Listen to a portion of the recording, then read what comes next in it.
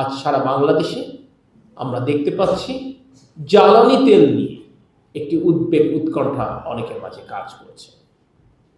ওই মন্ত্রণালয়ের দায়িত্বপ্রাপ্ত ব্যক্তি হিসেবে আমি আপনাকে আশ্বস্ত করতে চাই, এখন পর্যন্ত সারা পৃথিবীর ৮০টা দেশ জ্বালানির মূল্য বৃদ্ধি করল, আমাদের প্রিয় মাতৃভূমি, আমাদের গণতান্ত্রিক সরকার এখনো জ্বালানি তেলের মূল্য বৃদ্ধির কোনো পরিকল্পনা করছে না।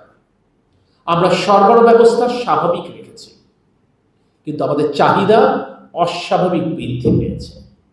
গড়ে প্রতিদিন এই মার্চ মাসে ২০২৫ সালে ডিজেলের চাহিদা ছিল প্রায় ১২,০০০ টন, পেট্রোল অকটেনের চাহিদা ছিল গড়ে ১২০০ থেকে ১৪০০ মেট্রিক টন।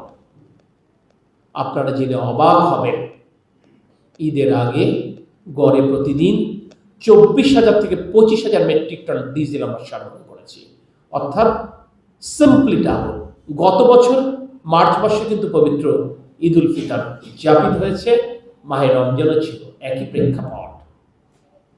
আপনারা জেনে অবাক হবেন, যেই পেট্রোল পাম্প, ঢাকা শহরে যে নাম করা পেট্রোল পাম্প, আমাদের কাছে তথ্য আছে সুস্পষ্ট, যে পেট্রোল পাম্প ২০২৫ সালের মার্চে গড়ে ৫,০০০ লিটার অকটেন বিক্রি করেছে, সেই পেট্রোল পাম্প এখন গড়ে ৯ থেকে ১০,০০০ লিটার পেট্রোল অকটেন বিক্রি করলেও সেই অকটেন ২ থেকে ৩ ঘন্টার মধ্যে শেষ হয়।